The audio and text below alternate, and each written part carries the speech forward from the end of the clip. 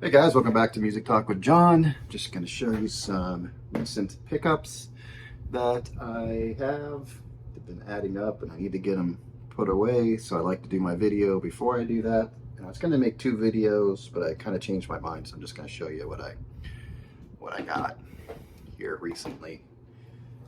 First one I have is I picked up that The Last Waltz, and it was the 45th anniversary limited edition 180 gram vinyl, music from one of the greatest concert films of all time, with 2002 remixes overseen by Robbie Robertson, featuring Joni Mitchell, Bob Dylan, Neil Young, Muddy Waters, and Eric Clapton and more. Yeah, Van Morrison's on here, Neil Diamond, and I know Robbie Robertson was promoting Neil Diamond at the time. I think it was the Beautiful Sound era there, and I don't think it really did well. But I forgot which Neil Diamond song's on here, but it fit right in. Everything on here just fits so nicely. I'm not a big Joni Mitchell fan, but let me kind of correct myself a little bit by saying I haven't been through her whole catalog. I don't care for the high pitched sound, but I know there's some albums where she brings it down where it's not so high pitched. And the song that she did on here, let me open it up. And it came with this cool postcard. I don't know if the original one came with that. I'm assuming it did. That's what they did to kind of replicate it. But kind of cool. The band right there on the other side. But yeah, this I wasn't real thrilled with. It was real thin. I don't know if this is how it originally came. I'm not sure. But you can see with the plastic, the wrap, it really did a number right here on this corner. Not that bad, but you know, if you're gonna have something this thin, you might want to not tighten it, make it so tight, because the way they put the albums in here, you're just gonna have that issue. But the albums came like this, and it came with a book, which is cool. It has pictures in there. There's a little saying in there, a little, I guess, a little poem or some kind of right up there, I guess, about the event. And so you have this just individual pictures. Yeah, so just pictures of the band and all that stuff on there. And in the back has all the credits, the songs. So theme from The Last Waltz, that was kind of cool. It was like an orchestra thing up on Cripple. I can't talk tonight. Don't expect me to talk. Up on Cripple Creek. Who Do You Love? Helpless. Stage Fright. So Coyote, I think, was the... Am I right? Was that the Joni Mitchell song? And I really liked that song.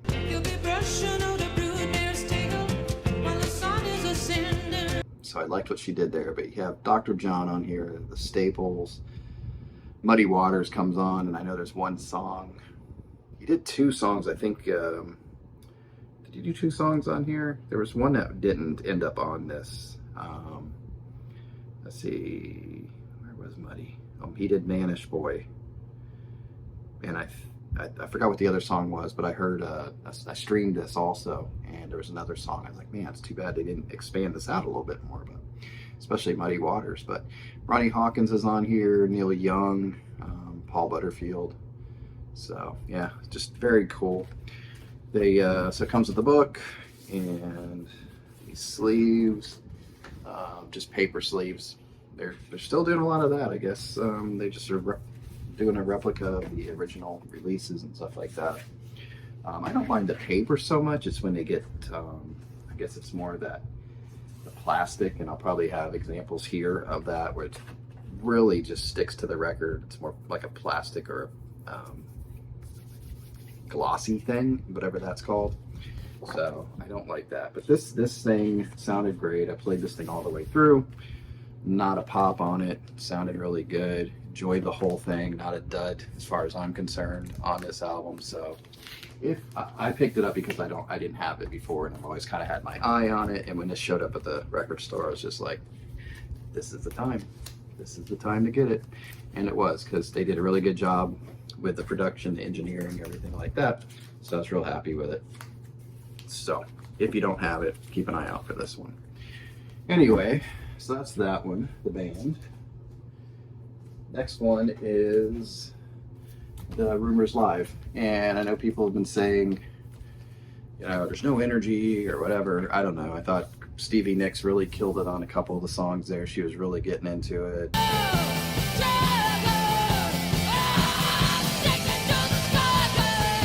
Maybe there, I don't know. I didn't sense the lack of energy. I put it on, enjoyed the performance, and didn't have a problem with it.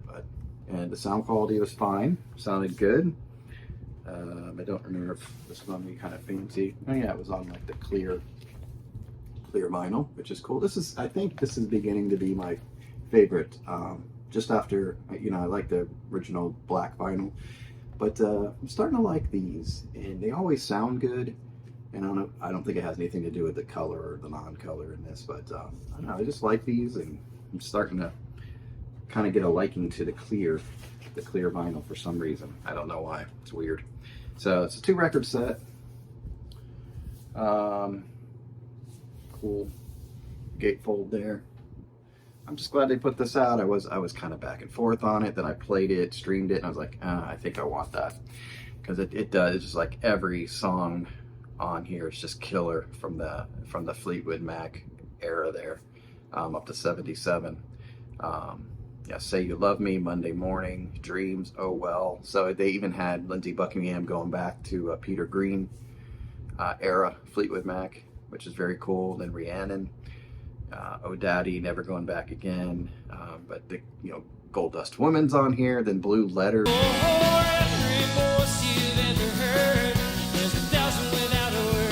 The Change is not a bad song on this whole thing, and it's cool to hear it live, and they did it really well. So I enjoy the album. I didn't notice the lack of energy. I don't know. Some people, I guess, are really paying attention to these albums to notice the lack of energy. I don't know. But I put it on. I like it. And I'll be playing it again in the future. It's a good sounding album. It's a good live set. They recorded it well. And it gave you that, just a cool concert feel to it. You can get the audience and the band, and I don't know. I just think it's well done. So anyway, oh yeah, and it was on the exclusive, but I picked up a Walmart version. And I don't wonder why Christine McVie's kind of staring over here. Kind of tired of these guys, maybe. I don't know. So yeah, pick that up. Then this one I've been looking for. My other channel, Strange Brew Reactions, where I do music reactions. 3 or 4 songs have come off of this Rory Gallagher Irish Tour 74. I've heard of Rory Gallagher. Actually, he just came on the radar for me once I got back into vinyl. His albums kind of came up here and there, and I didn't really get into them. I tried a couple out, whatever. But this album has grown on me with people requesting these songs, and I even rated it. Where did I put my notes? I had some notes over here. It's a 2-album set, so you have 4 sides, but there's only 10 songs, so there's some jamming in there. It's just really good guitar work, and you can tell he's just feeling it. He's back in Ireland. I guess he went back, and a lot of Irish artists didn't do that. He just came back to say, hey, I haven't forgotten where I come from and all that. But what did I give this album? I just finished rating it. I'm kind of rating every album I have now to really see if I want to keep each album. So I'm going through each song and giving a rating system. The first 3 songs on side 1, I liked the Cradle Rock, I Wonder Who, and Tattooed Lady. Tattooed Lady, I really am starting to enjoy the melody of that and the chorus.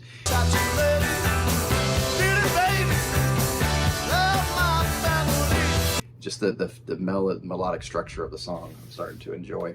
Then you have side 2. The first song is Too Much Alcohol, and it's kind of, he's enjoying the song too much, and I believe that's what led to his death, is a lot of drinking, and he had like cirrhosis of the liver. He lived to about like 95, and was gonna, I don't know if he's, and then about to go through a liver transplant or how it was, but it's kind of saddening to hear the song Too Much Alcohol. It's a good song, but it's kind of sad to hear at the same time. Then he does As the Crow Flies.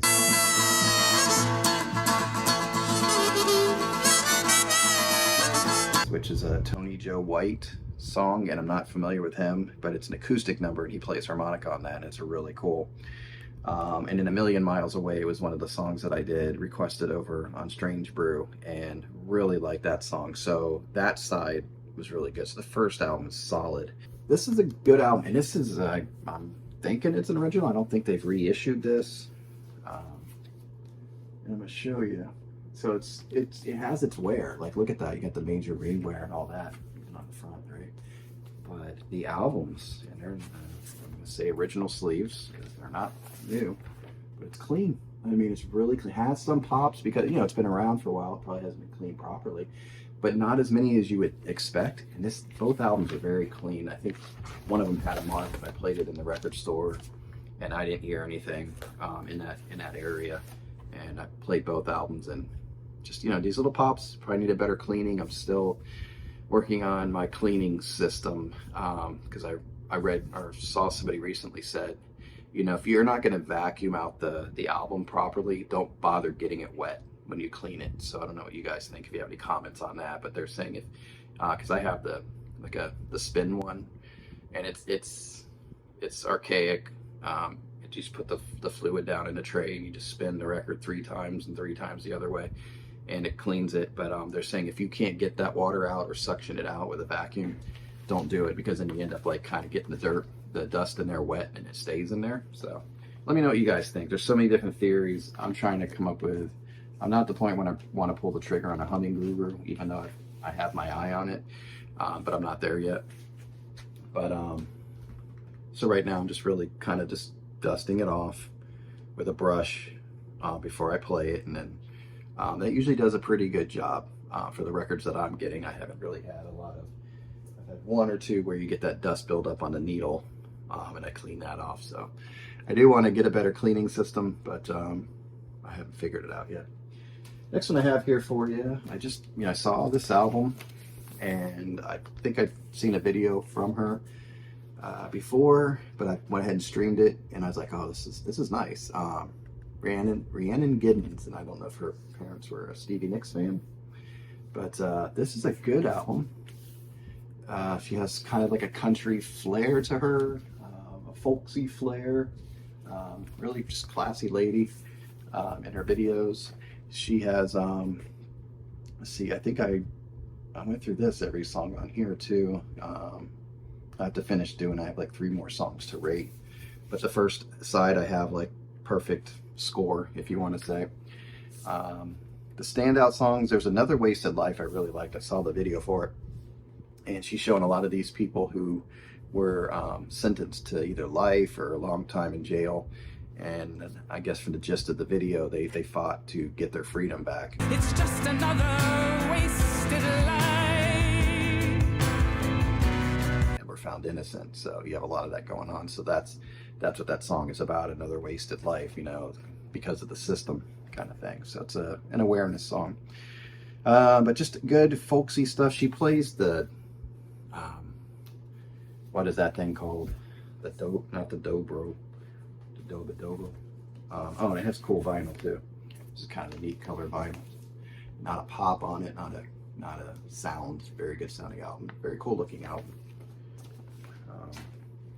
But she plays, let me see what she plays here, because in one of the videos she's playing this funky instrument. It's like almost like a banjo, but it's not a banjo. It starts with a D. Dobro, do. I forgot the name of it. Rhiannon Giddens, she plays the minstrel banjo, modern banjo, viola, and she does the vocals. Maybe it was the modern banjo, I don't know.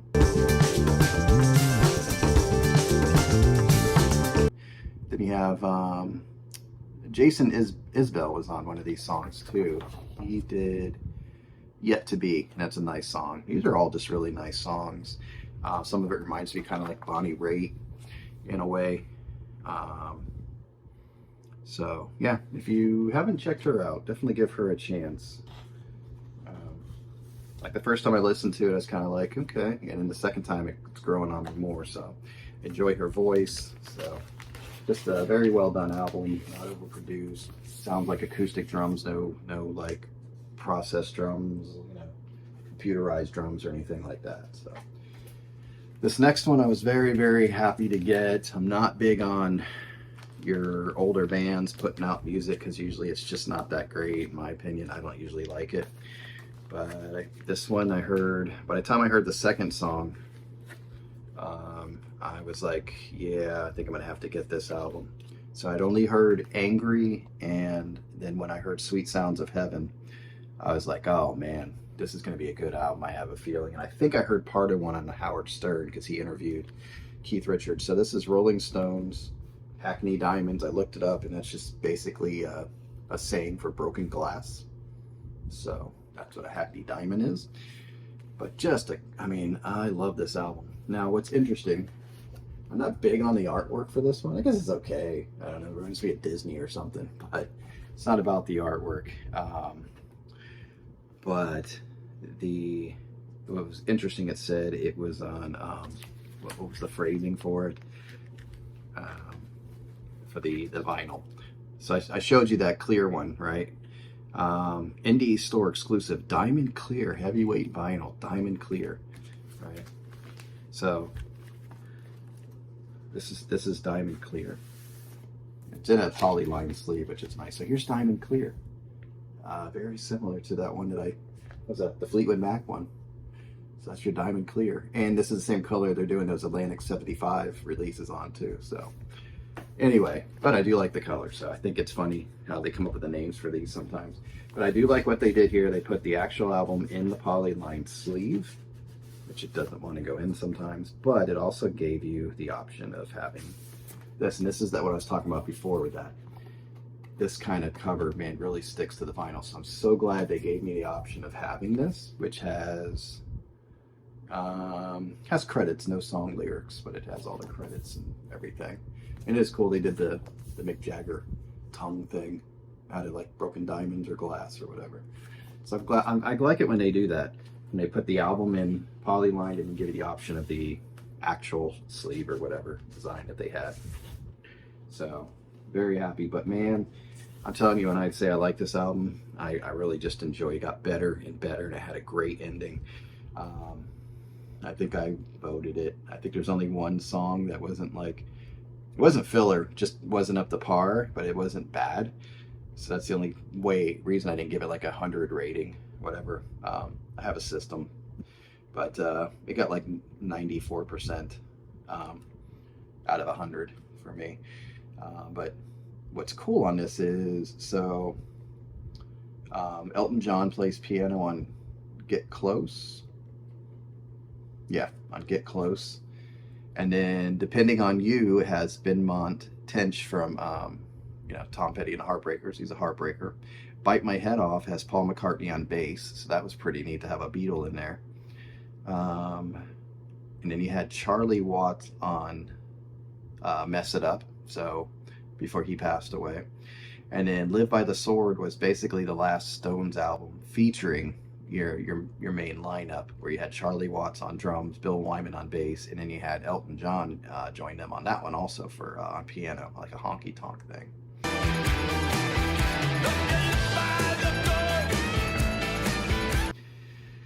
And then Tell Me Straight was cool. Keith Richards takes the vocals on that, and I like his voice, and that's a really good song. Tell Me Straight, it reminds a lot of these.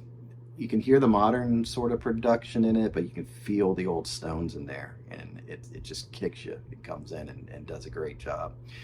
Then Sweet Sounds of Heaven, you have Lady Gaga and Stevie Wonder on piano, and that's just, killer. But Stevie Wonder just taking piano role. There's a cool part at the end of the song where it kind of breaks down, and they're kind of jamming a little bit. It gets a little soulful, and it picks up a little bit. It's just a nice ending. You can tell they were having fun in the studio. And Gaga, they let her kind of go a little, well, she didn't go crazy at the end. She did a great job. You got to check out her vocals on that. I smell the sweet sound. It's not the version that I heard on the streaming service, and it's much better on the album. And then they end it with the song that kind of gave them their name, Rolling Stone Blues by Muddy Waters. And that's the song where somebody, I forgot who was on the Stones were new. They didn't really have a name, and they were on the phone with a press person and like, what's the name of the band? And There's the Muddy Waters album or single or whatever was sitting there of Rolling Stone Blues, and they said, "Oh, Rolling Stones or whatever." I said, "Okay," and that was it. So learned a lot about the Stones recently. I mean, they obviously have a pretty extensive history, but I would just get this album. Glenn, if you're watching this, man, give it a try. I know you were like, "I'm not going to get this album. I'll never listen to it." So here we go. Number 1, the new Rolling Stones album was released yesterday. I'm seeing a lot of videos popping up on YouTube, reviews, whatever. I don't care about it, and I'm a Rolling Stones fan. I know for a fact, I would bet my house on it, that I would buy that album within 2 or 3 listens. It would sit on my shelf and collect dust for the rest of eternity. It's just not going to be something that it's going to have any longevity. I think it's a waste of time. Give it a try, man. Just give it a listen. I don't know if you can stream or whatever, but maybe Larry's gonna pick it up.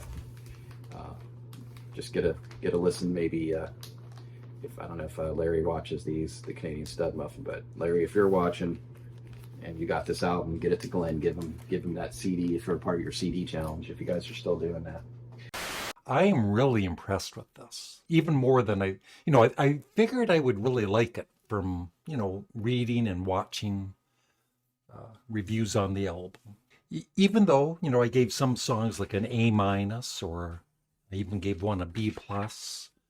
Overall, I'm going to give this album an A+. Then I picked up, because I realized I've been getting a lot of Van Halen lately, but I didn't have Van Halen 2, so this completes all the David Lee Roth era, the 6 albums. I just realized I didn't have this, and I went to the store looking for it, and I was able to find a remastered from the analog tapes version of this, with Chris Bellman and Bernie Grundman. It sounds good, and what's funny is I did a recent live stream where I went through the Rolling Stone, or no, the Van Halen stuff, and I since I got this, I went ahead and played it, and I'm looking at my ratings, and I'm going, I like this song better now than when I did when I played it. So I don't know if I was getting Van Halen out, like just just burned out from all the Van Halen, or what, or if it was putting on the vinyl, because it seemed like when I heard these songs on vinyl, and I'm like, I gave that song a 1, and I'm like, that's a song I'd play, definitely. It's like I ranked it up higher. So I was glad I did that, and I changed it. So I'm going to do I'll probably wait till I get to the Van Halen stuff. I don't know. We'll see. I might do it since it's fresh in my head, because I just went through their whole catalog. Or I might wait till I kind of work my way through when I show my albums, because I'm still like Elton John. But yeah, so this is Van Halen album. Good album. And it actually, I think it's ranked as my second favorite Van Halen album now. It wasn't way down, like 3 or 4 or something before. Now it's like number 2, and it's like 5150, Van Halen 2. No, maybe not. What was it? I'm gonna tell you guys what it is. So ranking 5150. Oh, then Van Halen 2, 1984, and then Van Halen 1. So that's my top 4 right there. My top 5 would be the 5th one, 1, 2, 3, 4. Yeah, 5th one would be OU812. So just give you an idea, but sounds great. It's not a pop or crack. Black vinyl, sounds good. So yeah, very well done.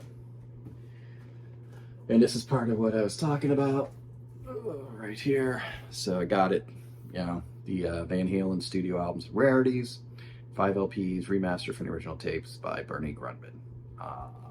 Really good. I think the only album that had a couple little pops, static pops, was OU812.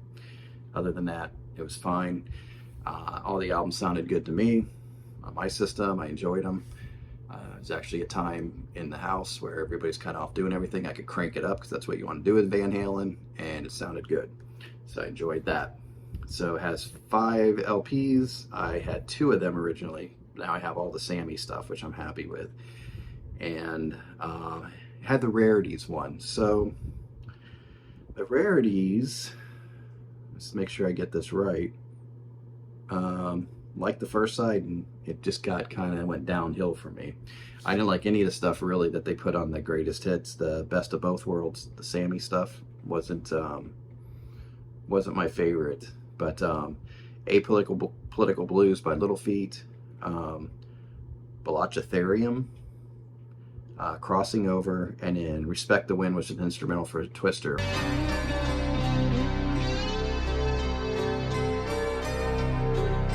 All that was great. That whole first side I enjoyed. And Going Into Humans being on side 2 from Twister, that wasn't bad. And It's About Time was middle ground for me, from the Best of Both Worlds. But Up for Breakfast and Learning to See, I just really didn't care for those. The vinyl sounded fine. All these sounded fine.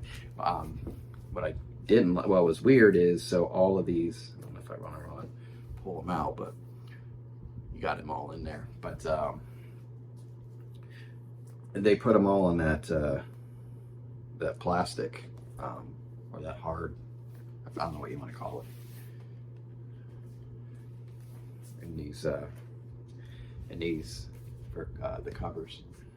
And man, it was just, they were so stuck to this. But I did learn a little trick. If you kind of, probably experienced people know, it took me a while to figure it out. So if you lay it like this and the album's in here, if you kind of open this top part up, no, it doesn't want to do it. See, it's so stuck together. And you kind of just, get your hand up in there over the album so you're not touching it. And you do that, it kind of frees it up. And you kind of do that and the album kind of comes out. If you don't, you're like pulling the damn thing out. So it's crazy. So it came in these, but it is neat. They have all the lyrics and all that. But I went ahead and put it in each of the albums in a polylined sleeve. So it's got a, yeah, nice protected. So each one of them came that way, the 4 Sammy albums. But what was weird, the Rarities one was polylined. So I don't know if they were just going, they wanted it to be original how it came out, but since the Rarities was a new thing, they went ahead and put it a polyline. I don't know. I wish they could have given you the option of having both. If it was paper, I guess it'd be a little bit different. I'm okay with that. But these hard plastic or glossy stuff, it's just so bad when you're trying to pull your album out. I don't care for it. I don't think it's ever scratched an album or anything, but I'm not really happy with it. But these all sounded good. Like I said, it's a cool box set, and I have all this stuff. I don't plan on going any further, because if you saw my live stream, or I'll explain in my video when I do this Van Halen stuff, not big on Van Halen 3. Definitely not the last one that they did with David Lee Roth, the Different Kind of Truth. Just not thrilled with those. So kind of happy with the David Lee Roth and Sammy stuff. They had hits and misses on both, but yeah. But I was glad I went through all the Van Halen stuff. It's not been like my favorite band, but they've just always been on my radar, and they have such, like, when they're on, they have some killer songs. So I'm not going to get too far into it. Finally got this. I've been waiting and waiting and waiting. There was a delay, it got held up, even the distributor didn't know what was going on, but I just got this Bone Machine and freaking love this all the way through. He's got some quick songs, like a minute 49 second song. He's got a 53-second song, but they're perfect. Like the way he does his songs. And this album, if you haven't heard it, just check it out. I mean, just great writing, and I don't know, just loving Tom Waits. Oh, the dancing on the roof. And the ceiling's coming down. Just very good, well done. The only thing I'm disappointed in, it was this one and Alice. And these are both remasters.